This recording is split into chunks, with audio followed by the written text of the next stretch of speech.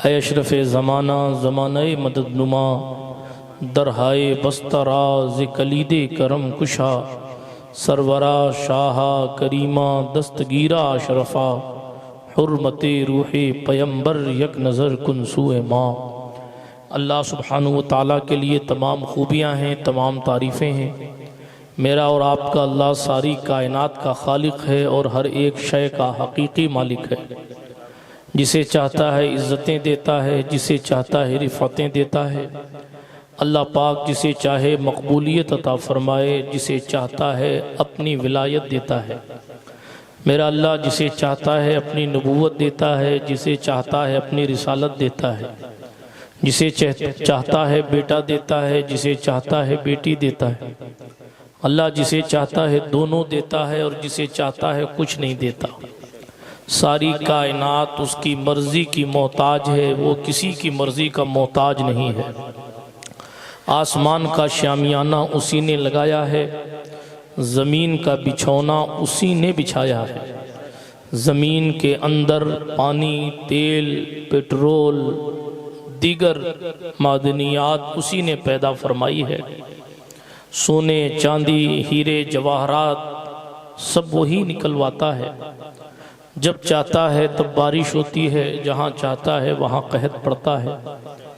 जिसे चाहता है ज़िंदगी देता है, जिसे चाहता है मौत देता है। वो खुद हमेशा से ज़िंदा है, हमेशा ज़िंदा रहेगा। न उसे कभी ऊँघ आती है न कभी नींद आती है। खुद फरमाता है ला ताख़ुज़ुहु सिनतुन वला नौम, न उसे ऊँघ आती है न उसे नींद आती है। उसे कोई रोक टोक नहीं है। फ़आलुल लिमा युरीद, जिस चीज़ का इरादा फरमाता है वो करता है। वहुवा अला कुल्लि शैइन क़दीर, वो हर चीज़ पर क़ादिर है। उसकी तरह कोई नहीं है। लैसा कमिस्लिही शै, कुरान में खुद इरशाद फरमाता है। अकेला है, अल्लाह यकता है। समद यानी बेनियाज है, यानी वो किसी चीज़ का एहतियाज नहीं रखता, किसी चीज़ का मोहताज नहीं है, बेनियाज है। किसी का हुक्म उस पर नहीं चलता, बेनियाज है। चाहे तो सजदों को कबूल करे, चाहे तो ना कबूल करे, चाहे तो अपना बनाए, चाहे किसी को अपना ना बनाए, बेनियाज है। औलिया अल्लाह उसकी बेनियाजी से डरते हैं, वो बेनियाज है। लम यलिद वलम यूलद है, ना वो किसी का बाप है, न कोई उसका बेटा है, न खुद वो किसी का बेटा है।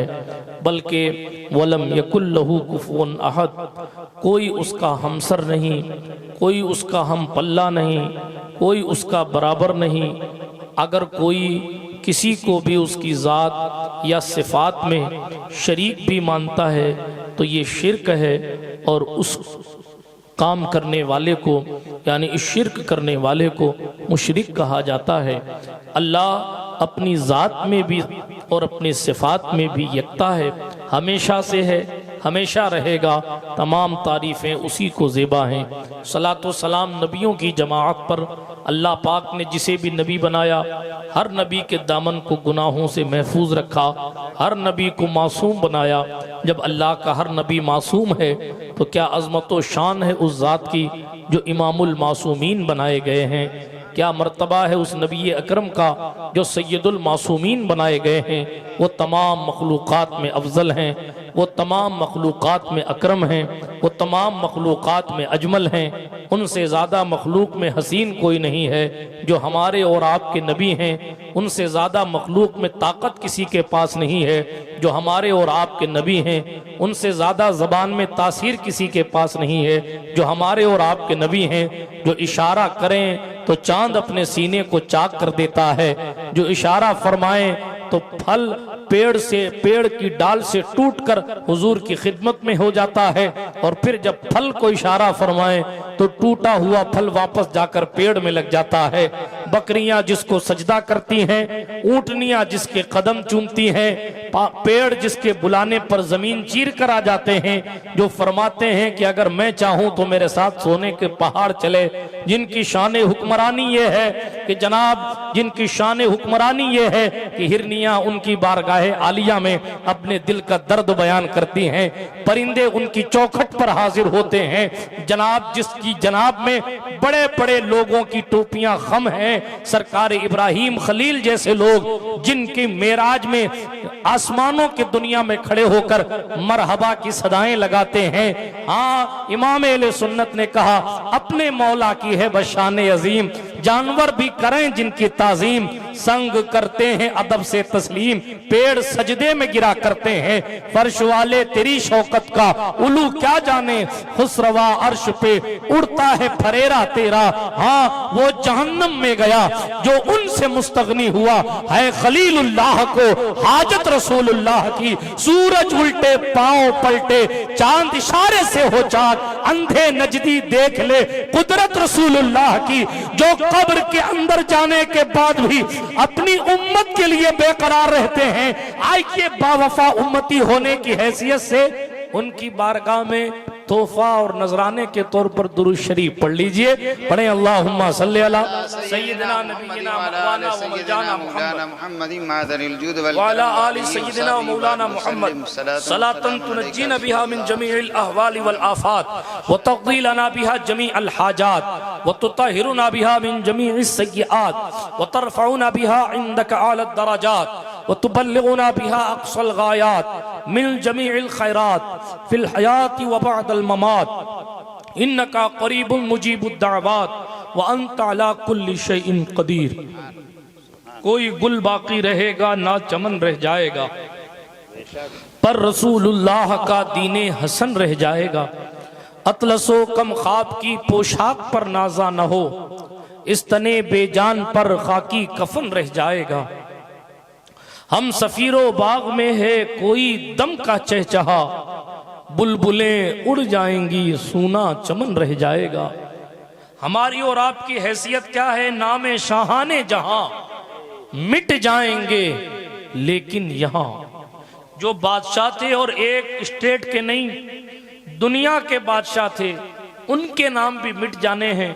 अल्लामा किफायतुल्लाह काफी ने कहा अलैहिर रहमतु व रिजवान, कहते हैं नाम शाहाने जहां मिट जाएंगे, लेकिन यहाँ हश्र तक नामो निशाने पंजतन रह जाएगा। हश्र तक नामो निशाने पंजतन रह जाएगा। और जो पढ़ेगा साहिबे लौलाक के ऊपर दुरूद, आग से महफूज उसका तन बदन रह जाएगा। आग से महफूज उसका तन बदन रह जाएगा। सब फना हो जाएंगे काफी व लेकिन हश्र तक नाते हजरत का जुबानों पर सुखन रह जाएगा। मौत से किसको रुस्तगारी है? आज वो तो कल हमारी बारी। आगाह अपनी मौत से हर एक बशर नहीं, सामान 100 बरस का है पल की खबर नहीं। सामान 100 बरस का है पल की खबर नहीं। जगह जी लगाने की दुनिया नहीं है, यह इबरत की जा है तमाशा नहीं है। कभी गौर से भी ये देखा है तूने, जो आबाद थे वो महल अब है सुने। जगह जी लगाने की दुनिया नहीं है, ये इबरत की जा है तमाशा नहीं है। यही तुझको धुन है रहूं सबसे आला, हो फैशन निराला, हो जीनत निराली, हो फैशन निराला। जिया करता है क्या यूं ही मरने वाला, तुझे हुस्ने जाहिर ने धोखे में डाला। जगह जी लगाने की दुनिया नहीं है, ये इबरत की जा है तमाशा नहीं। अल्लाह पाक का एहसान है कि उसने हमें और आपको इसाले सवाब की इस महफिल में बैठने की तौफीक बख्शी। मरहूम मोहम्मद साजिद साहब के लिए सवाब जमा करने के लिए हम और आप जमा हुए। आपने मुझसे पेशतर जावेद कादरी साहब, कारी जावेद कादरी साहब से, अनीस अशफाकी साहब से नातें सुनी और भी लोगों से। कुछ बातें मुझसे सुन लीजिए। वैसे तो बीकानेर वाले हैं और भीड़ तो रोजाना ही मस्जिद के साए में लगती है, लेकिन अल्लाह का शुक्र है कि आज थोड़ा सा करीब करीब होके बैठे हैं और कुछ दीन सुनने के लिए बैठे हैं। वरना यहाँ की मुझे भी मालूम है कि यहाँ की चबूतरियाँ तो वैसे भी आबाद ही रहती हैं। काश के उन चबूतरियों से कुछ दीन का काम हो जाता। आप अगर ये समझें कि दीन का काम करने के लिए 4 दीवारी जरूरी है, तो फिर हुजूर की ज़िंदगी में तो इस तरह की चार दीवारी का कोई मदरसा नहीं था। एक चबूतरा था जिसको सुफ़ा कहा जाता है। सुफ़ा का माना ही चबूतरा होता है। सुफ़ा का माना चबूतरा होता है। उस पर वो सहाबा बैठते थे जो अपने घरों को छोड़ आए थे, अपने रिश्तेदारों को छोड़ आए थे, अपने वतन को छोड़ आए थे। उनका मकसद सुबह शाम जब जब रसूलुल्लाह अपने हुजरे खास से निकलें तो हुजूर के चेहरे की तिलावत करना था, और हुजूर जब तिलावत करें तो हुजूर की तिलावत को सुनना और हुजूर से दीन सीखना था। ये 70 हजरात थे, एक एक करके 70 हो गए। हाँ, 70 हजरात थे।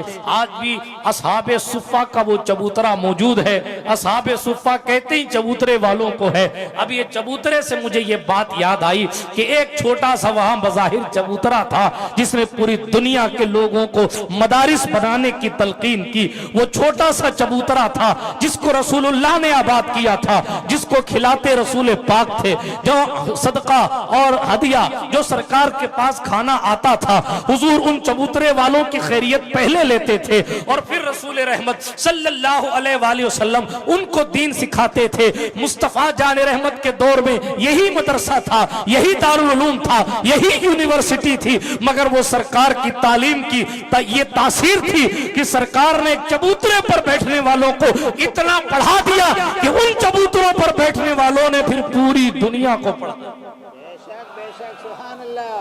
इसलिए छोटी सी जगह हो उससे फर्क नहीं पड़ता। आपके पास वो बहुत बड़ी जगह है, बरेली शरीफ जाइए, आप हजरत से पूछिए, जाइए आला हजरत का जहां मजार बना हुआ उसके सामने मस्जिद है। किसी से जाके पूछिए कि बताइए वक्त का मुजद्दिद कहां बैठ के पढ़ाता था।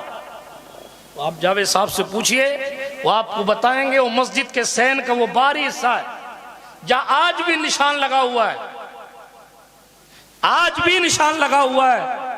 पूरी उम्मत में अपनी तालीम और तरबियत की तासीर छोड़ने वाला मुजद्दिद इस मस्जिद की छोटे से सहन में बैठकर इतनी बड़ी दुनिया को हुजूर की तालीम सिखा रहा। तो काम करने वालों ने गलियों और छोटे छोटे चबूतरों पर बैठकर दीन इतना पढ़ाया। मैं नहीं कहता कि आप चबूतरे पर बैठना छोड़ दें, नहीं कहता। हम कोई डरपोक लोग थोड़ी हैं जो घर में घुस के बैठ जाएं। लेकिन इतना जरूर कहता हूं, मेरे सरकार ने पूछा, मेरे सरकार साहबा से फरमाते हैं, सुनिएगा, हदीस शरीफ याद आ गई, फरमाया रास्ते में मत बैठा करो, अगर बैठा करो तो फिर उसका हक अदा किया करो। ये हदीस शरीफ है और ये इस्लाम है जहां औरतों, बीवियों, बच्चों, पड़ोसियों के हक की ही बात नहीं होती, सिर्फ रास्तों के हक की बात भी होती है। रोड के हक की बात हमारा मुस्तफा इतना मुंसिफ, हमारे सरकार इतना इंसाफ फरमाने वाले कि रोड के हक की बात करे।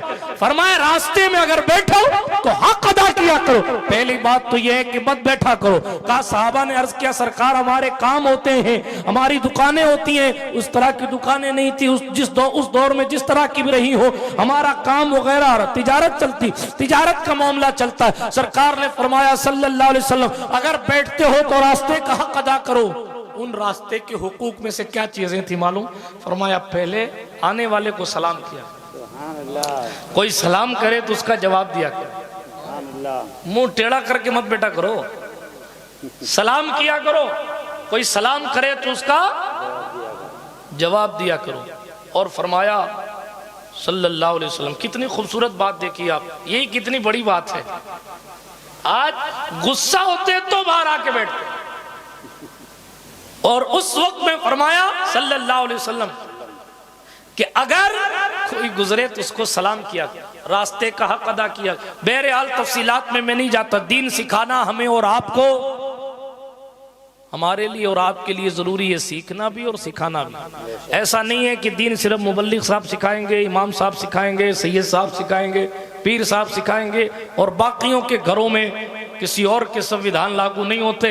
जैसे ही आपने रसूल की शरीयत पढ़ ली, हिंदुस्तान का संविधान संद आंखों पर, मगर मुसलमान पैदा होने से पहले अगर उसके बाप ने कलमा पढ़ा और बालिग होकर उसने भी पढ़ा, तो उसके लिए जो संविधान लागू हो रहा है सबसे पहले वो रसूल रहमत सल्लल्लाहु अलैहि वसल्लम का कानून है। हुजूर की शरीयत जितने मौलाना साहब के लिए जरूरी है, उतनी ही किराना स्टोर वालों, गोश्त काटने वालों और जनाबे वाला होटल चलाने वालों और किसी और दुकानदारी करने वालों के लिए भी शरीयत उतनी ही जरूरी है। ऐसा नहीं है कि मौलाना के लिए कोई कुरान अलग से उतरा है, इमाम साहब के लिए कोई अलग से उतरा है और रेलवे वालों के लिए कोई अलग से उतरा है, या ऐसा कुछ है कि मलकुल मौत मौलानाओं के पास अलग आएंगे और पब्लिक के पास अलग जाएंगे, या मुनकर नकीर कब्र में सवाल करने वाले अलग डिपार्टमेंट से आएंगे। नहीं, सबके मुनकर नकीर एक है। बल्कि खाम मर्द हो या औरत, औरतों को भी होश के नाखून लेने चाहिए। कुदरत ने फरिश्तों को न मर्द बनाया है न औरत बनाया है, इसलिए जब रूह निकालने की बात आती है तो मलकुल मौत जिस टोली को चाहे मर्दों के पास भेजता है, जिसको चाहे औरतों के पास भेजता है। अल्लाह समद, कब्र में भी यही मुनकर नकीर आते हैं और कब्र की तारीकी का कभी तसव्वुर करके देखा, कभी सोचा? कुरान की एक आयत पढ़ी मैंने, अल्लाह फरमा रहा है ऐनमा तकूनू युदरिकुमुल मौत, तुम चाहे जहां रहो मौत तुम्हें पकड़ लेगी। क्या कहा? मौत पकड़ लेगी। वलौ कुंतुम फी बुरूजिम मुशय्यद, अगरचे तुम मजबूत किले में खुद को पैक कर लो। तवज्जो है आपकी? हाँ, इधर देखिए, अगरचे खुद को तुम मजबूत किले में खुद को रख लो और किले में छुप जाओ, समझाने के लिए कह रहा हूं, चारों तरफ से पैक कर लो। और आप सोचो कि यहां सीआईडी नहीं आ सकती, यहां सीआई साहब नहीं आ सकते, यहां हुकूमत के कारिंदे नहीं आ सकते, यहां परिंदा नहीं आ सकता। मैंने चारों तरफ से पैक कर लिया है, अब यहां हवा भी नहीं आ सकती। और फिर सोचो कि जहां हवा ना पहुंचे वहां मौत का फरिश्ता नहीं आएगा, तो ऐसा भी नहीं है। बात समझ शरीफ में आ रही है? ऐसा भी नहीं है। कितने मजबूत किले में पैक हो जाओ, कितने सिक्योरिटी गार्ड घर के बाहर लगा लो, कितने लोगों को कहो कि मेरे पास किसी को ना आने देना, तुम्हें पता भी नहीं चलेगा और तुम्हारी इजाजत लिए बगैर मलकुल मौत तुम्हारी छाती पर आकर खड़ा हो। कब खड़ा होगा किसी को पता नहीं है। जिस शादी की राती जोगे में नाच रहा था, पता नहीं उसी रात मौत का फरिश्ता आ जाए, कोई भरोसा नहीं। किसी दिन शराब, चरस, गांजे, अफीम, एमडी, फेमडी के नशे में डूबा था, खुदा ना करे उसी रात फरिश्ता आ जाए, कोई बता नहीं सकता। नापाक सो रहा था जिस रात को, पता नहीं जिंदगी की वही आखिरी रात थी, कोई बता नहीं सकता।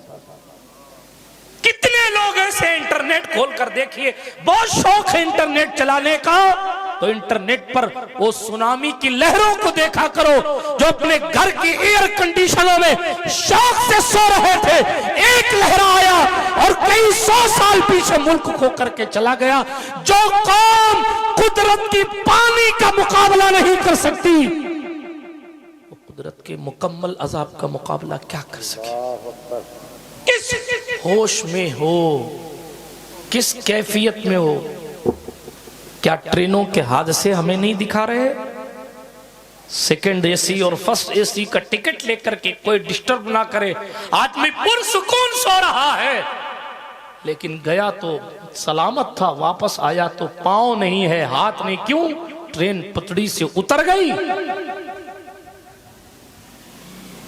डब्बा पलट गया, करोड़ों रुपए जेब में है, लेकिन अब टूटा हुआ हाथ, टूटी हुई उंगली कोई दूसरी लाकर लगा नहीं सकता। नहीं देखे आपने इस मॉडर्न दौर में भी प्लेन क्रैश होते हैं तो जिस्म का मलबा मिलता है, गोश्त के टुकड़े और लोथड़े मिलते हैं, पूरा जिस्म नहीं मिलता। पता नहीं जिंदगी की आखिरी सांस कौन सी हो।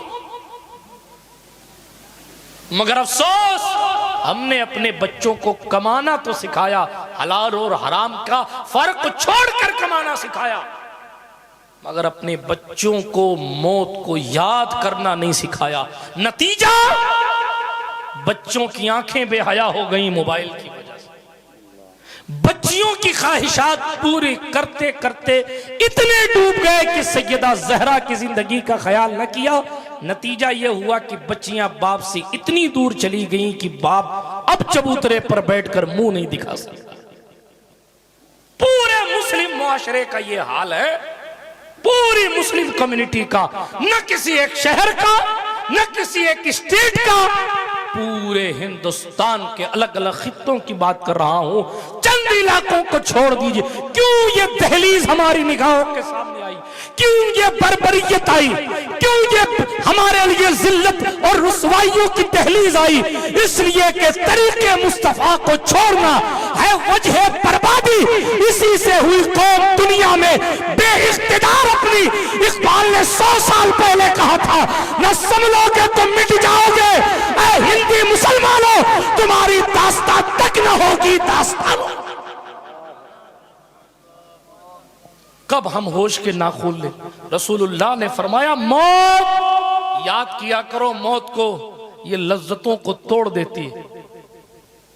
हमारे सरकार फरमाते हैं, हदीस शरीफ सुनिए, फरमाते जो मैं देखता हूं अगर तुम देखने लग जाओ तो जिन चीजों में मजा आता है और जायज है ना, लुत्फ उठाने की जो चीजें जायज हैं, लज्जत वाली जो चीजें जायज हैं, तुम उन जायज चीजों को छोड़ भागोगे। हुजूर फरमाते हैं जो मैं देखता हूं अगर वो तुम देखने लग जाओ तो तुम जंगलों की तरफ निकल जाओगे, अपने घरों को छोड़ दोगे, वीरान छोड़कर जंगलों की तरफ चले जाओ। मगर हमारी अक्लमंदी देखिए, हमें मालूम है कि ये आधी जिंदगी गुजरने के बाद हम घर बनाते हैं और हमें इसमें 20-30 साल रहना है, आखिर मेरा जनाजा उठेगा यहां से।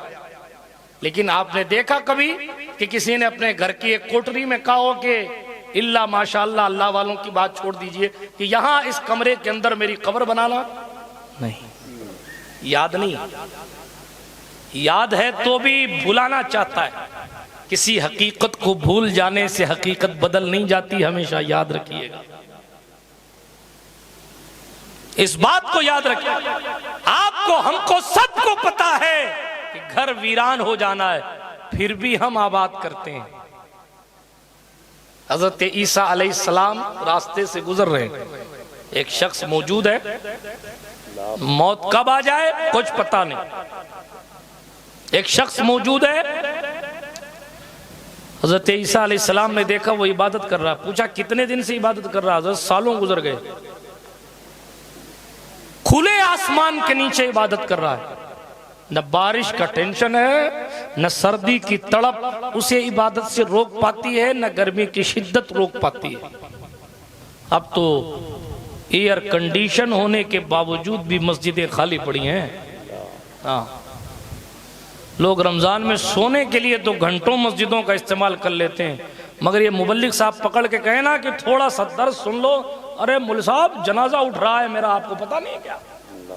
वहां जाना है मुझे, वहां जाना है मुझे, वहां जाना है मुझे, वहां जाना है। नोटबंदी जब हुई थी तब लोगों को पता चला था कि पैसे की कीमत क्या है, कैश की कीमत क्या है। कोई अंधा हो जाता है तब उसे पता चलता है कि आंखों के नूर की कीमत क्या है। जिस दिन कयामत में उठाए जाओगे ना और माँ भी एक नेकी नहीं देगी, उस दिन पता चलेगा काश महफिल में बैठे थे तो एक बार सुभान अल्लाह और कह देते, काश मस्जिद में बैठे थे तो 5 मिनट और बैठ जाते, काश 1 साल ज़कात पूरी दी थी तो अगले साल भी पूरी दे देते, ये तकलीफें ना होती। लेकिन उस वक्त पलट कर आने का इख्तियार नहीं दिया जाएगा। जो कुछ करना था कर चुके, लहा मा कसबत व अलैहा मक्तसबत। कुरान ने कहा नफ्स के लिए वही है जो उसने कमाया। अब नेकियां कमाने के दिन चले गए, अब तो जो करके आया है अब उसका हिसाब दे, क्योंकि रसूल अपनी जिंदगी में कह गए कुल फी दुनिया का अन्नका गरीब, दुनिया में ऐसे रहो जैसे तुम मुसाफिर हो। कैसे रहो? जैसे कि तुम मुसाफिर हो। क्या हमारी और आपकी जिंदगी मुसाफिरों वाली है? आदमी कितने भी बेहतरीन ट्रेन में टिकट करा ले और कितनी बेहतरीन क्लास में करा ले, लेकिन इन स्टेशन पर उतरने के बाद घड़ी देखता है, मोबाइल पर लाइव लोकेशन देखता है, पलट पलट कर सिग्नल देखता है, हॉर्न सुनने के लिए कान बेताब होते हैं, और पानी भी खरीदने जाता है तो पलट पलट कर देखता है कि कहीं ट्रेन का टाइम ना हो जाए और निकल ना जाए। मुसाफिर तो यूं रहता है, 2-2 मिनट का मुसाफिर ख्याल करता है।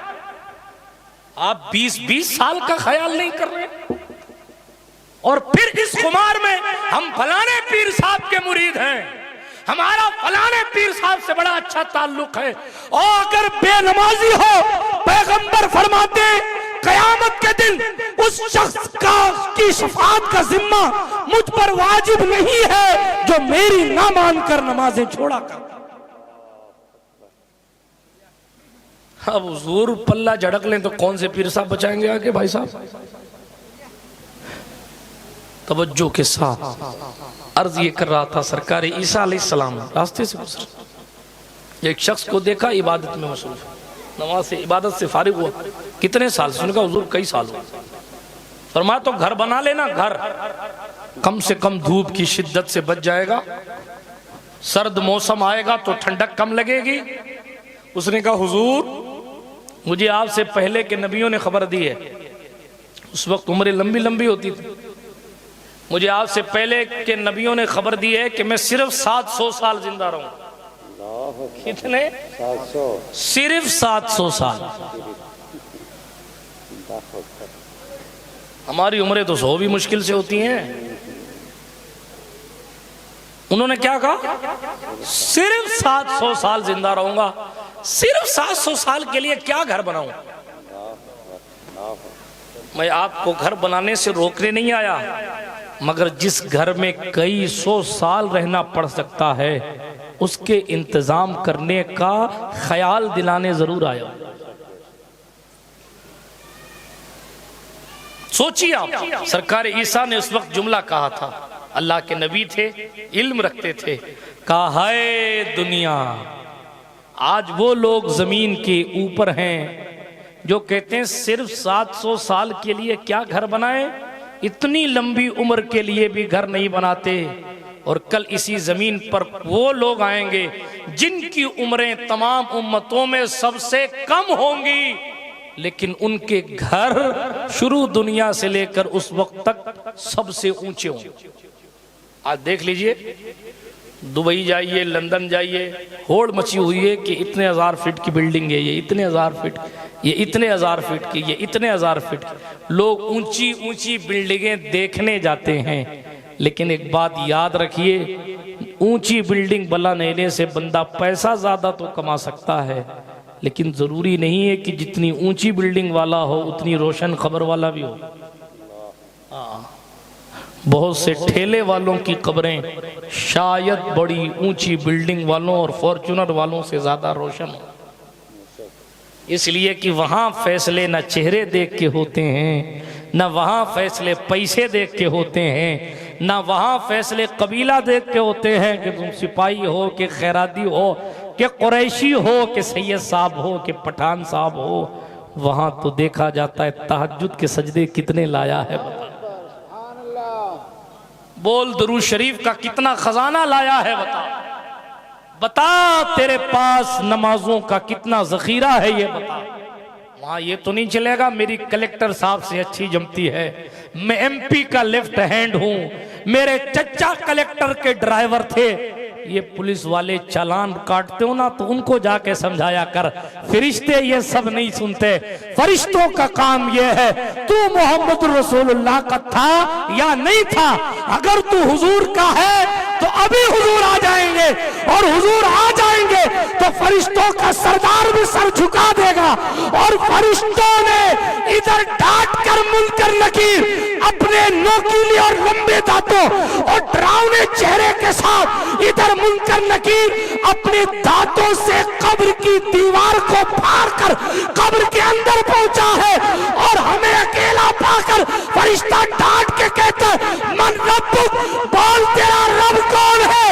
इधर फरिश्ता डांट रहा था, उधर से मदीने वाला आ गया, इधर हुजूर आए, फरिश्तों ने सवाल रोक दिए, इसलिए कि जब रूहे कायनात खुद आ गई, अब जुर्रत नहीं है मुनकर नकीर की कि सवाल करे। इधर देखकर आशिक खड़ा हुआ और कहा, फरिश्ता इनके बारे में मुझसे पूछता है तो सुन, अल्लाह की सरता बकदम शान है ये, इंसान नहीं इंसान, वो इंसान है ये। कुरान तो ईमान बताता है इन्हें, ईमान ये कहता है मेरी जान। सुभान अल्लाह, नारे तकबीर, नारे रिसालत, जिक्रे मुस्तफा, उलमा अहले सुन्नत। सुभान अल्लाह। अपनी महफिलों में हुजूर को जिंदा करो, अपनी महफिलों में हुजूर की बातें करो, अपने बच्चों को हुजूर की जिंदगी सुनाओ, अपनी बच्चियों को हुजूर की जिंदगी सुनाओ, ताकि आपकी जिंदगी में सुकून रहे। सरकार ईसा ने कहा, सुभान अल्लाह, मौत कब आ जाए कोई भरोसा नहीं। ईसा अलैहिस्सलाम का नाम आया तो एक बात और बताऊं, ये वो नबी है जो मुर्दों को जिंदा कर देते, कुम बिइज़्निल्लाह कहकर जिंदा कर देते, उठ जा अल्लाह के हुक्म से खड़ा हो जा, जिंदा कर देते। कुरान कहता है, व उबरिउल अकमह वल अबरस आहा व उहयिल मौता, कोड़ियों को ठीक कर देते थे। माँ के पेट से जो अंधा पैदा हुआ हो, उसकी आंखों में सरकार ईसा अलैहिस्सलाम का हाथ फेरने से रोशनी आ जाती है। बरस सफेद दाग की जिसको बीमारी हो, सरकार ईसा हाथ फेरते थे तो वो सारी बीमारी खत्म हो जाती थी। व उहयिल मौता, फरमाया और मैं जिंदा करता हूं मुर्दों को। ये कुरान है। जरा पड़ोसियों को, इंजीनियर और प्रोफेसर के शागिर्दों से पूछो, शिर्क नहीं हुआ? ईसा कह रहे मैं जिंदा करता हूं बिइज़्निल्लाह, अल्लाह की इजाजत से, मैं जिंदा करता हूं अल्लाह की इजाजत से, मैं जिंदा करता हूं। और यहां तो ये कहा बिइज़्निल्लाह, तीसरे पारे में आयत है, फरमाया व उनब्बिउकुम बिमा ताकुलूना व मा तदखिरूना फी बुयूतिकुम। सुनिए कान खोलकर और दिल की खिड़कियां खोल के भी सुनिए। अल्लाह के नबी सरकार ईसा अलैहिस्सलाम क्या कहते, मैं तुम्हें वो खबर देता हूं जो तुम खाते हो। आप खाना क्या खा के आए हैं ये कौन बता सकता है? भाई पड़ोसी कैसे बताएगा कि आप क्या खा के आए? या तो उसके घर तक खुशबू जावे तो बता देवे, लेकिन खुशबू कितने घर तक जाएगी? बनी इसराइल की कौम जमा है, अल्लाह के नबी हजरत मरियम के बेटे, बगैर बाप के पैदा किया गया नबी। कुदरत ने वो जो ना हिकमत का दौर था, बड़े बड़े फलसफी कह रहे थे हम यूं कर देंगे, हम यूं कर देंगे, हमारा यूनान ऐसा है, हमारे पास दवाएं ऐसी हैं। वो बीमारी ठीक करने के लिए हकीमों और तबीबों को जरा सा जोम हुआ। कुदरत ने फरमाया तुम बहुत कुछ कर सकते हो, क्या बगैर बाप के औलाद पैदा करवा सकते हो?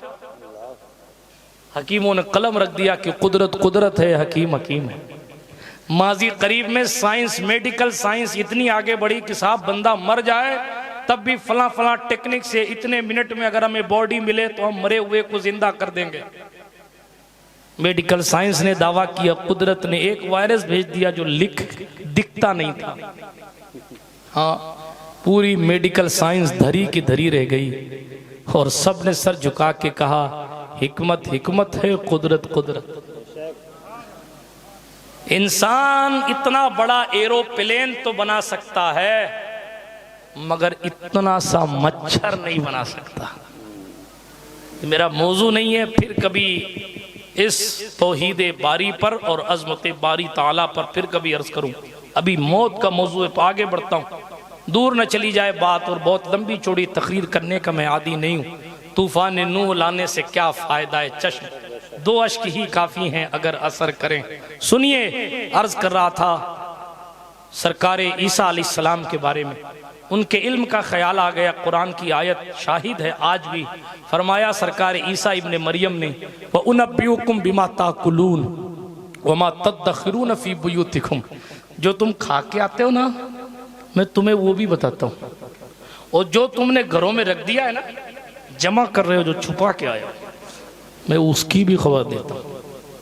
अपने घरों में आपको समझाने के लिए कहूँ, आपकी फ्रिज में क्या रखा है ये नाजिम साहब को कैसे पता? और ये कौन सा इल्म है?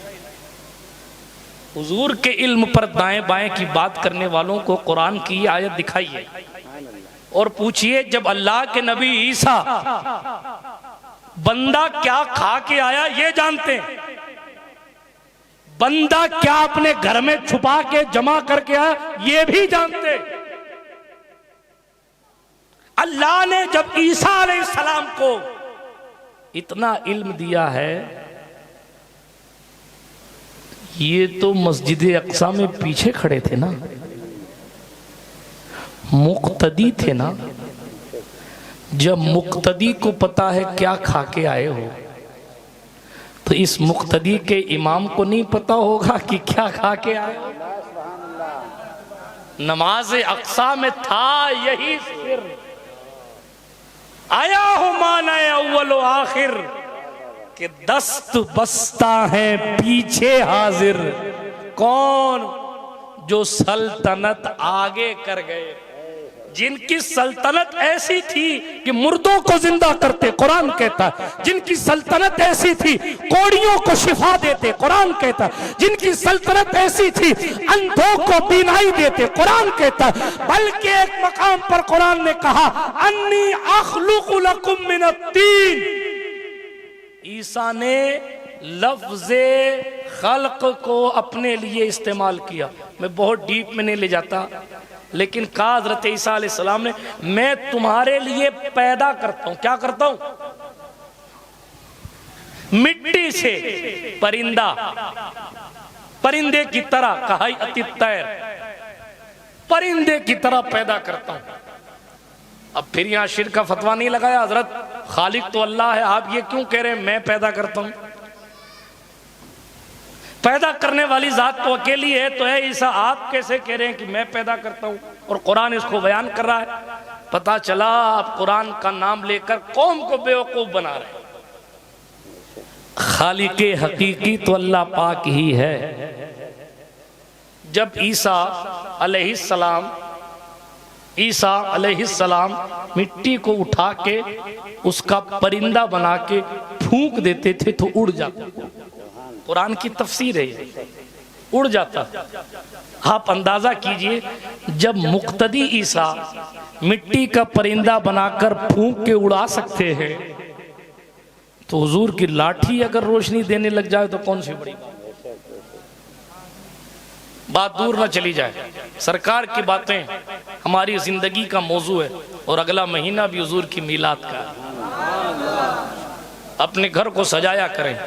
सबसे बड़ी नेमत हुजूर अलैहिस्सलातु वस्सलाम की। हम कोई कहे लिखा कहाँ है, लिखा कहाँ है, हालांकि जिनको लिखा हुआ दिखाएं तो पढ़ नहीं पाएंगे कि क्या लिखा है, लेकिन उनको ये चाहिए कि लिखा कहाँ है। आप उनसे पूछिए कि सरकार इब्राहिम ने जब काबा बनाया था तो वो जो दुआएं की थी उसमें से आखिरी दुआ क्या थी? वो थी रब्बना वबास फीहिम रसूला, मेरी जुर्रियत, मेरी औलाद में रसूल को भेज देना। मुफस्सिरीन इस तरफ गए हैं, रसूलन में जो दो ज़बर है, इससे समझाया जा रहा है जमाते रसूल में जो सबसे शान वाला रसूल है उसे भेज देना। यानी हजरत इब्राहिम काबा बनाने के बाद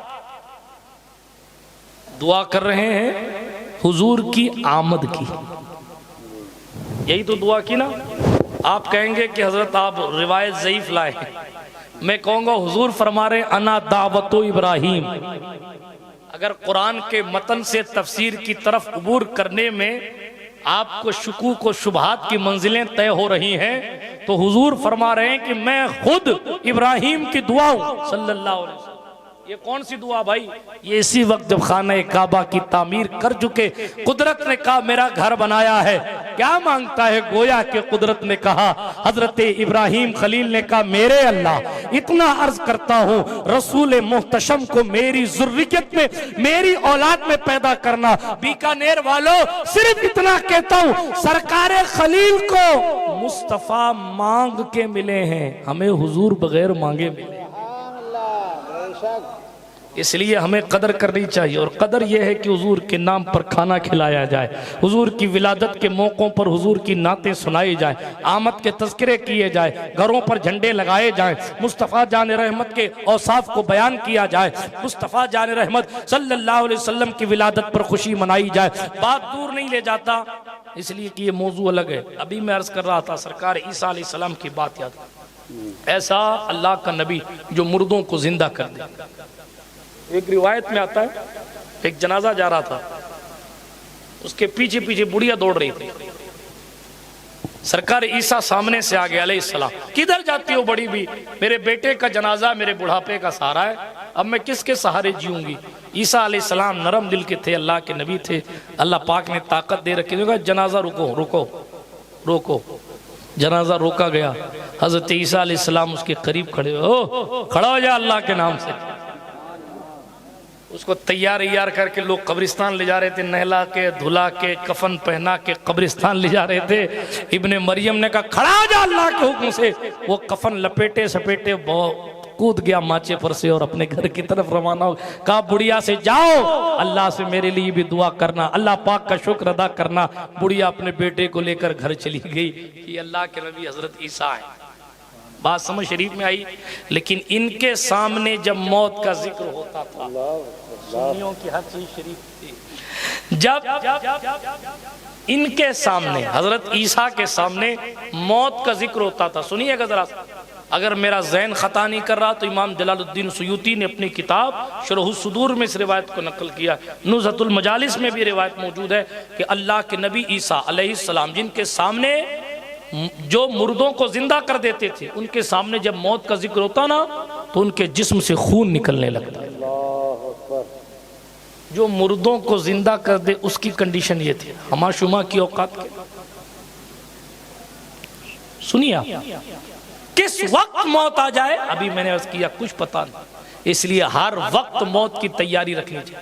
खुद सुल्तान गौसुल आलम तारिकुस सल्तनत कुतबतुल कुबरा महबूब यज़दानी मीर कबीर सुल्तान सैयद मोहम्मद औहदुद्दीन मखदूम सैयद शाह अशरफ जहांगीर समनानी मखदूम किचौछा ने अपनी जिंदगी में खुद अपनी कब्र शरीफ अपने सामने खुदवा ली और उसमें बैठकर अल्लाह अल्लाह करते थे, किताब लिखते थे कब्र में बैठकर, ताकि याद रहे कि एयर कंडीशन में नहीं सोना है, एक दिन कब्र में सोना। हाँ जी, हजरत ईसा अलैहिस्सलाम रास्ते से गुजर रहे हैं, आज मुझे सरकार ईसा की बातें याद आ रही, सोच के तो कुछ और आया था, मगर जो चाहें बुलवाएं अल्लाह वाले। अर्ज कर रहा था, सुनिए, सरकार ईसा अलैहिस्सलाम रास्ते में आपके पाँव में खोपड़ी लग गई। क्या खोपड़ी? खोपड़ी समझते हैं आप? तो ऐसा समझ रहे हैं खामोश बैठे हैं जैसा खोपड़ी है ही नहीं, समझते हैं? अच्छा, हाथ उठा कर कहें या रसूल अल्लाह। मैंने हाथ उठाकर कहने का कहा, चंदा नहीं मांग रहा हूं, हाथ उठाकर कहें या रसूल अल्लाह। अब भी जिनके नहीं उठे हैं और उनको शर्म महसूस हो रही है, अल्लाह के वास्ते महफिल में अगर बैठा करें तो हुजूर के नाम पे हाथ कहने कहा जाए तो उठाया करें, वरना महफिल से उड़ जाएगा। बात समझ शरीफ में आई? हाँ, हुजूर का नाम है। 4 रुपया लेकर मोदी मोदी और अमित शाह और अशोक गहलोत के नाम के नारे लगाते, 500-500 रुपए में बिक जाने वाली कौम के सामने ये ख्याल नहीं होता कि हम क्या कर रहे हैं। माफ कीजिएगा, मैं किसी पर इल्जाम नहीं लगा रहा, मगर कम्युनिटी के अक्सर के हालात बता रहा हूं, बुरा लगे तो माफ कीजिएगा। और हुजूर अलैहिस्सलातु वस्सलाम के नाम की बात आवे तो दाएं देखते हैं बाएं देखते हैं, शर्म आ रही, गालियां बोल रहे थे जो शर्म नहीं आ रही, बीवियों को डांट रहे थे, बच्चों को कुत्ता कमीना बना रहे थे तो शर्म नहीं आ रही थी। मुसलमान की गीबत करके मुर्दार भाई का गोश्त खा रहे थे तो शर्म नहीं आ रही थी? हुजूर के नाम पे शर्म आ रही। हाथ उठाकर कहें या रसूल अल्लाह। हाँ, ऐसे सुना कीजिए हुजूर अलैहिस्सलाम के नाम को। पूरी कायनात में सबसे अफजल अगर कोई जात है अल्लाह की मखलूक में तो वो हमारे आपके रसूल है। दुनिया की सारी दौलतें उनके कदम पर कुर्बान हैं, सारी रिफतें, सारी इज्जतें, सारा वकार, सारी बुलंदियां सब हुजूर के कदम पर कुर्बान। हरे जिसके तलवों का धोवन है आबे हयात है वो जाने मसीहा हमारा। बात समझ में आई? सुनिए, बात को खत्म करने लगा। सरकार ईसा रूहुल्लाह तशरीफ ले जा रहे, खोपड़ी लगी पाँव में। अल्लाह के नबी थे, बड़ी ताकत अल्लाह ने दी थी। वो खोपड़ी से बात करने लगे अल्लाह के नबी हजरत ईसा। ओह, खोपड़ियां सबकी बज़ाहिर एक जैसे होती हैं। वो दिमाग की बात नहीं कर रहा मैं, ये ढांचे की बात कर रहा हूं। सुन रहे हैं आप? हाँ, ये खाल, ये गोश्त, ये चेहरे की बनावट अलग अलग होती है, लेकिन ये खाल उतार दी जाए, ये गोश्त हटा दिया जाए और दो लोगों की हड्डियां सामने रखी जाएं और फिर कहा जाए पहचानो, कोई पहचान नहीं पाएगा। याद रखिएगा, ये गोश्त भी जिसने चढ़ाया है वो मेरा अल्लाह है। उस गोश्त पर खूबसूरत खाल और हमारे चेहरे को जिसने खूबसूरत बनाया है वो मेरा आपका अल्लाह है। जब चाहेगा आंखों का नूर ले सकता है, कोई रोक नहीं सकता। जब चाहेगा चेहरे को दागदार कर देगा, कोई रोक नहीं सकता। कई ऐसे लोग गुजरे जिनके हुस्न के चर्चे थे, लेकिन नाशुक्री की दहलीज पर पहुंचे तो कंडीशन ऐसी हुई, अल्लाह अकबर, गुरूर ने उनकी जवानी को लूट लिया। एक खातून थी, डॉक्टरी कर रही थी, कॉलेज में पढ़ रही थी, उनके पास रिश्ते आते तो सामने वाले को जलील समझ के कहती उसकी औकात है कि मेरे से शादी करेगा। उनकी औकात कैसे हुई कि उन्होंने मुझे रिश्ता भेज दिया। पैसे का गुरूर और हुस्न का गुरूर इतना बढ़ गया कि कोई भी आता तो उसको जलील किया जाता। सुन रहे हैं? लेकिन सुनिए, एक दिन ऐसा भी आया, पता नहीं किसकी बद्दुआ लगी, उसके चेहरे और उसके हाथों की चमड़ी, अल्लाह अकबर, अल्लाह अकबर, ये एक लिटरेचर का किस्सा है। उसके चेहरे और उसके हाथों की चमड़ी जैसे बूढ़ों की चमड़ी होती है ना, वैसे हो। जवानी में खूब इलाज किया मगर शिफा न मिली। जिन रिश्तों को ठुकराया था, अब वहां जाकर हाथ जोड़ जोड़ के कहते थे कि हमारी बेटी से शादी कर लो, किसी ने हाँ नहीं भरी। इसलिए कभी किसी चीज पे गुरूर ना करना। मालिकुल मुल्क अल्लाह है। जो फिरौन अना रब्बुकुमुल आला कहता था ना, कुदरत ने उसको पानी के लिए तरसा दिया था जी। फारसलना अलैहिम तूफाना वल जरादा वल कुम्मला वद दफादिया वद्दमा आयात मुफस्सलात की तफसीर उठा के पढ़ लीजिएगा 9वें पारे।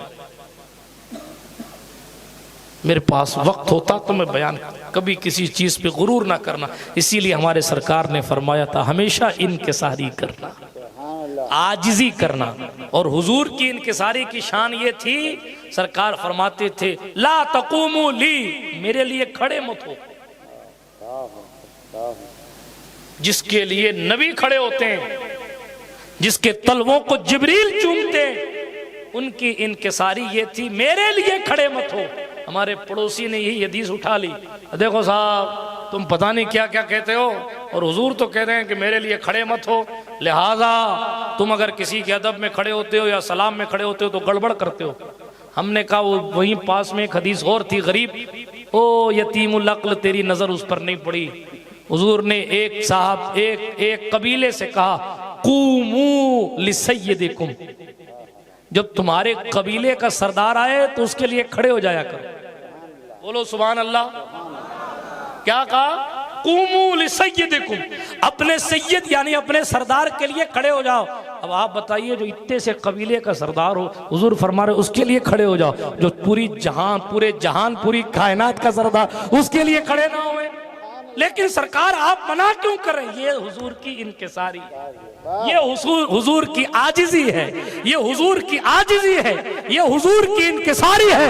वरना उनकी शान तो ये है, उठाओ सही मुस्लिम, क्या हुजूर ने नहीं फरमाया मैं जब आसमान पर पहुंचा तो बैतुल मामूर के करीब अल्लाह के खलील इब्राहिम खड़े थे और मुझे देख के कहा मरहबा बिब्न साले, और मेरी औलाद का सबसे नेक शहजादा मरहबा मरहबा के नारे लगाना हुजूर की आमद पर ये नबियों की सुन्नत है। झंडे लगाना काबे पर जिब्रील की सुन्नत है। मुस्तफा की नाते सुनाना ये कुरान की सुन्नत है। मुस्तफा के औसाफ बयान करना ये कुदरत की सुन्नत है। अब आकर तू भी कह हाँ मुस्तफा की शान और मुस्तफा की अजमत और मुस्तफा का वकार तो ये है कि मुस्तफा जाने रहमत की चौखट पर जब हाजिर हो तो कह अखनियां पलते हैं दर से, वो है पारा तेरा, असफिया चलते हैं सर से, वो है रास्ता तेरा। आसमा खान, जमी खान, जमाना मेहमान, साहिबे खाना, लक़ब किसका है तेरा तेरा। इसलिए मैं तो मालिक ही कहूंगा। सुभान अल्लाह, सुभान अल्लाह। मैं तो मालिक ही कहूंगा कि हो मालिक के हबीब, यानी महबूब व मुहिब में नहीं मेरा तेरा। हुजूर हुजूर है सल्लल्लाहु अलैहि वसल्लम। ये हुजूर की आजिज़ी है। खोपड़ी लगी सरकार ईसा के पाँव में। अल्लाह के नबी ने पूछा अबे तू कौन है? खोपड़ी से पूछ रहे। अल्लाह सुभान अल्लाह, क्या ताकत अल्लाह ने दी थी। गौर कीजिए क्या ताकत।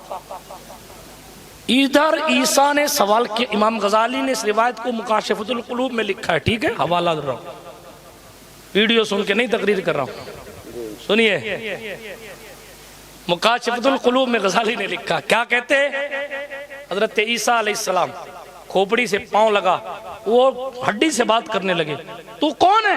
अरे हाय हाय, अल्लाह ने उसको ताकत भी दे दी बोलने की।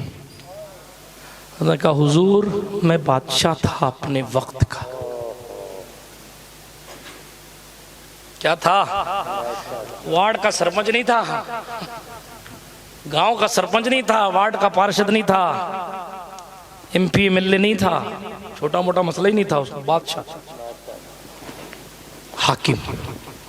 ओह, फिर एक दिन मैं अपने दरबार में बैठा हुआ था, मेरी रियाया मेरे सामने थी, मैं शाही कुर्सी पर शाही ताज लगाकर बैठा था। अचानक एक बंदा आ गया। मैंने देखा कि अलग सा शख्स नजर आ। मैंने कहा तू कौन है भाई? मेरी सिपाहियों ने तुझे अंदर आने की इजाजत कैसे दी? बगैर मुझसे पूछे मेरे दरबार में कौन आ गया? उसने कहा ओ इंसान, गाफिल इंसान, मुझे किसी के घर किसी के दरबार में जाने के लिए किसी की इजाजत दरकार नहीं होती। मैं मौत का फरिश्ता हूं। वो कहता है अल्लाह के नबी ईसा, मुझे इतनी मोहलत नहीं दी उसने कि मैं अपना शाही ताज उतारूं या अपनी कुर्सी से उतर जाऊं। मैं अपनी शाही कुर्सी पर बैठा था और मौत के फरिश्ते ने मेरी रूह निकाल ली। अब मैं ये खोपड़ी की कंडीशन में आ गया। कल का बादशाह आज की हड्डी है। ये बड़े बड़े महल वीरान होकर हमें और आपको बता रहे हैं तुम्हारे छोटे से घर की हैसियत क्या है। बड़े बड़े महलों वालों का पता नहीं है कि वो कहाँ गए। लेकिन जिसने फना होने वाली चीजों को दिल ना देकर बाकी रहने वाली चीजों की तरफ तवज्जो की और अल्लाह बाकी किसके ख्याल के साथ, इस ख्याल और इस ईमान के साथ अपने गुनाहों से तौबा की, तो कुदरत उसे कभी सही मानों में मिटने नहीं। जी एक शख्स था, मालदार था। आखिरी बात, आखिरी किस्सा, मालदार था। एक खातून गरीब थी, भूख की शिद्दत उनकी दहलीज, उस सेठ की दहलीज, उस ताजिर की दहलीज तक लेकर आई। बहुत सारी बातें नहीं करता, इसी वाक़े को तेजी से समेटता हूँ, सिर्फ इशारा दे रहा हूँ, तफसील करूंगा तो बात लंबी हो जाए, शॉर्ट करता हूं।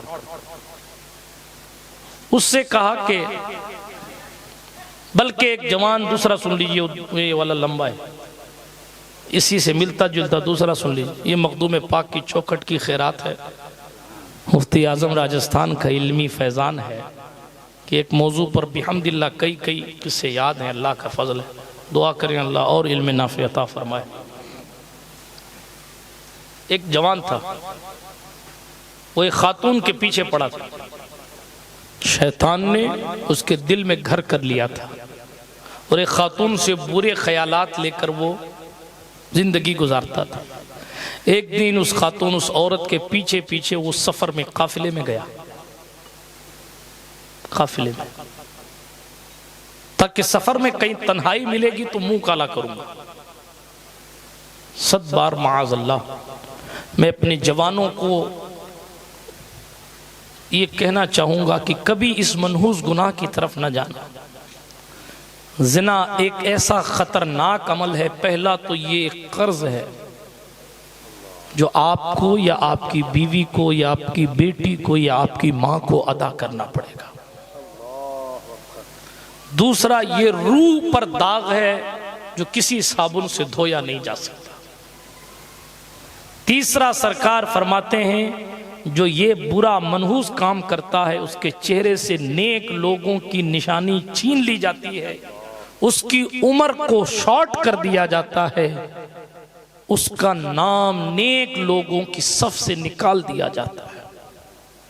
कभी भी इस तरफ ना जाइए। अल्लाह की पनाह, अल्लाह की पनाह। अपनी निगाहों की हिफाजत करो ताकि हुजूर का दीदार हो जाए। अपने दिल को साफ करो ताकि हुजूर दिल में आ जाएं। आप खुद सोचिए, एक जुमला कहता हूं, याद रखिएगा। आपका बर्तन गंदा हो तो आप उसमें दूध नहीं लेते, पहले कहते हैं रुक जाओ दूध वाले भाई साहब, पहले मैं अपना बर्तन धो लूं, वगरना तो गंदे बर्तन में मेरा सारा दूध गंदा हो जाएगा। आप बताओ, जब गंदे बर्तन में दूध नहीं लेते तो गंदे दिल में हुजूर कैसे आ सकते? अपने भाइयों के लिए अपने दिल को साफ करें, अपनी बहनों के लिए अपने दिल को साफ करें। अल्लाह अल्लाह का नारा लगाकर अपने दिल को साफ करें। सुबहान रब्बियल आला की कसरत करके अपने दिल को साफ करें। रात में जब अकेले हों तो अपने गुनाहों को याद करके रो कर अपने दिल को साफ करें। कयामत के दिन एक बंदा लाया जाएगा जिसको जहन्नम के अजाब से बचाया इस तरह जाएगा कि जब उसके अमल तौल दिए जाएंगे तो उसका सिलेक्शन जहन्नमियों में होगा, लेकिन फौरन उसकी आंख का एक बाल कहेगा, पलक का एक बाल, ए अल्लाह मैं गवाही देता हूं तेरे दर से, तेरे डर से एक बार रात की तारीकी में ये बंदा रोया था। अल्लाह फरमाएगा उस एक बाल के खौफे खुदा से रोने के बदले, ए जहन्नम के फरिश्तों इसको छोड़ दो, जन्नत के फरिश्तों इसको जन्नत लेकर जाओ।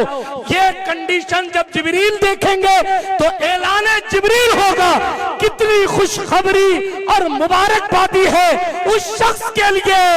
जिब्रील अमीन कहेंगे जिसको उसकी पलक के एक बाल की वजह से अल्लाह जन्नत में डाल रहा है। बड़ी कठिन है डगर पनघट की।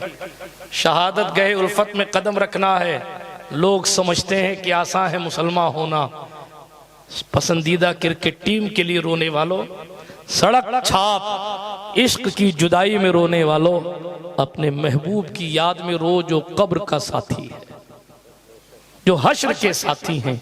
सुनो सरकार मुस्तफ़ा जान रहमत के दीवानों, बात दूर न चली जाए और बातें तो बहुत सारी की जा सकती हैं, लेकिन बात को ख़त्म कर रहा था। उस जवान को कुदरत ने माल दिया था, नहीं उस जवान को के जहन में ये ख्याल शैतान की तरफ से आ गया कि मुझे बुराई करनी।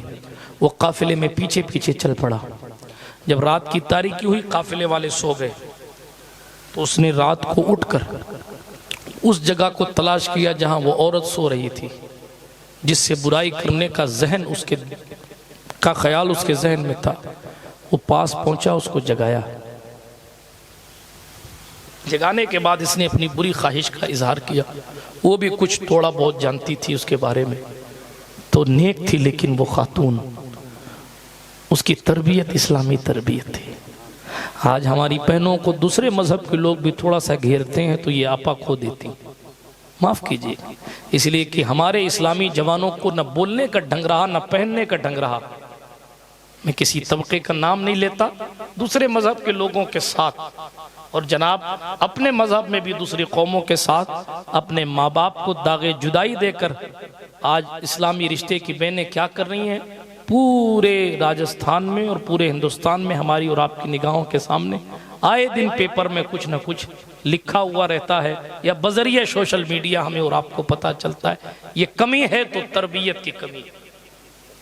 तरबियत अच्छी हो, अपनी बच्ची को हुजूर की तालीम सिखा के रखी हो, गरीबी में भी सैयदा ज़हरा की तालीमात पर अमल करवाया हो, तो इस खातून को देखिए, अंधेरी रात में जब जवान बुराई का इरादा लेकर पहुंचा तो इसने कहा जाओ देख के आओ, कोई जग तो नहीं रहा है।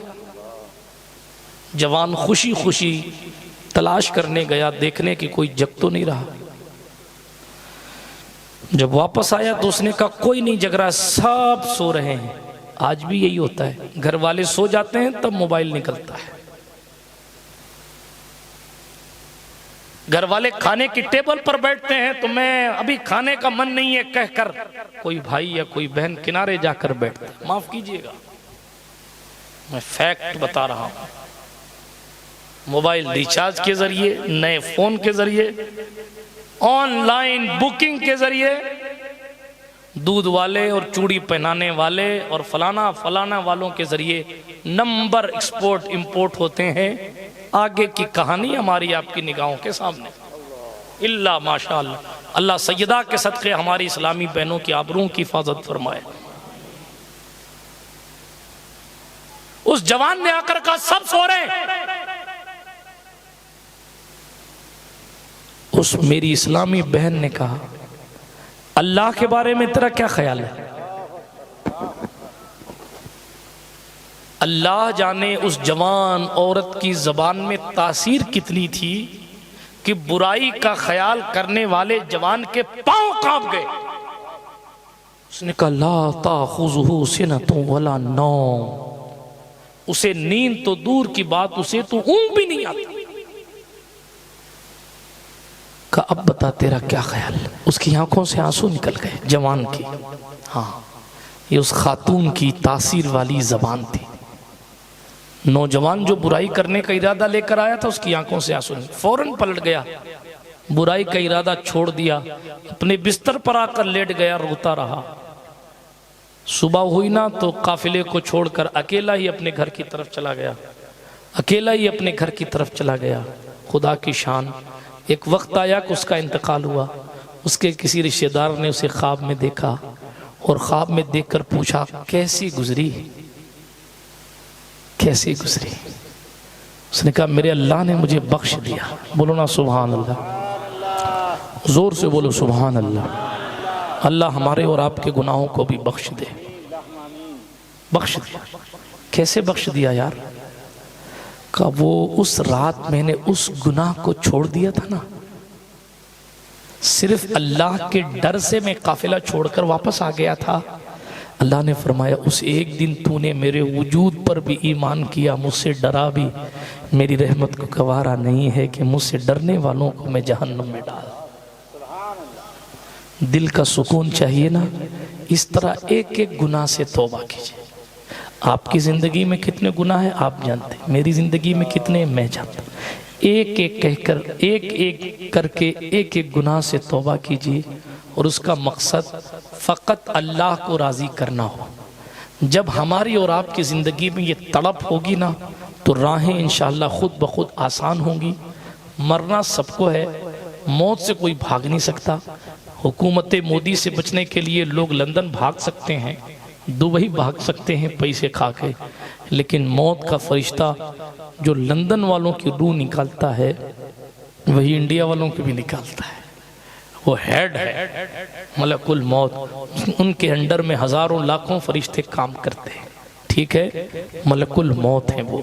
अल्लाह अकबर, मौत का फरिश्ता हजरत इज़राइल अलैहिस्सलाम, अल्लाह अकबर, मासूम फरिश्ता, उनसे कभी चूक नहीं होती, उनको कभी धोखा नहीं दिया जा सकता, उनको कभी रिश्वत नहीं खिलाई जा सकती, उनको कह सुन के कोई डेट आगे पीछे नहीं करवाई जा सकती, उनको कह के कोई 5 दिन 10 दिन की मोहलत नहीं मिल सकती, कुछ नहीं। जब टाइम आ गया तो फिर आ गया। कुरान ने ऐलान किया वलन युअख्खिरुल्लाह नफ्सन इज़ा जाअ अजलुहा, ये ऐलान कुरान है। जब किसी नफ्स, किसी जान का टाइम पूरा हो गया, अब एक लम्हा भी मौखर नहीं किया जाए। इससे पहले कि हमारी ज़िंदगी में जो वक्त मुकर्रर है, हमें नहीं पता कि कल का है कि परसों का है कि 10 दिन बाद का है कि 10 साल बाद का है कि 20 साल बाद का है कि 50 साल बाद का है। हमें इतना पता है कि मर जाना है। जब हमें इतना पता है कि मर जाना है तो अपने ईमान की हिफाजत की सोचिए। घर बनाने के लिए हलाल और हराम को बराबर ना कर लीजिए। ज़ाहिरी ज़िंदगी बनाने के लिए हलाल और हराम के फ़र्क को भूल ना जाइए। चंद सालों की ज़िंदगी गुजारने के लिए हुजूर की शरीयत का मजाक ना बनाइए, इसलिए कि अगर हुजूर की शरीयत का मजाक बनाएंगे, अल्लाह ना करे अगर हुजूर कब्र में नहीं आए ना तो कोई पूछने वाला नहीं होगा, कोई नहीं। लेकिन अगर हुजूर आ गए ना, और यकीन है कि आएंगे, है ये ईमान के आएंगे लहद में मेरी, अपने मंगतों को वो तन्हा नहीं होने देते। जब वो आएंगे ना, सुभान अल्लाह, कहो ना जल्दी से सुभान। जब वो आएंगे तो कब्र 1 दिन 2 दिन 4 दिन के लिए नहीं। एक हाइलोजन लगाओ, लाइट चली गई तो रोशनी चली जाती है, मगर हुजूर कब्र में आएंगे तो अहले सुन्नत का इमाम कहता है फिर सुनो भाई, हुजूर तो आएंगे एक बार, हुजूर तो आएंगे एक बार, आएंगे तो एक बार, मगर कब्र में लहराएंगे ता हश्र। जब तक मैशर नहीं होता तब तक रोशनी रोशनी रहेगी। कब्र में लहराएंगे ता हश्र चश्मे नूर के, कब जलवा फरमा होगी जब तलअत रसूलुल्लाह। अल्लाह पाक हमें और आपको हुजूर का वफादार बनाए, मरहूम के गुनाहों को माफ फरमाए और करवट करवट सुकून। अल्लाह पाक मोहम्मद साजिद, मोहम्मद सलीम हाजी, रियाजुद्दीन, इल्मुद्दीन, निज़ामुद्दीन, गुलाम सदीक, मौला बख्श, नज़ीरुद्दीन है, और भी जो भी नाम लिखा हुआ है। हिंदी मेरी कमज़ोर है, कॉलेज कभी गया नहीं। अल्लाह पाक इन तमाम मरहूमीन की मग़फ़िरत फरमाए। हम सब के घर ख़ानदान में जो भी ईमान की हालत में दुनिया से चले गए, अल्लाह सब की कब्रों में हुजूर दिखाए। अल्लाह हमें और आपको भी हुजूर की ज़ियारत नसीब फरमाए।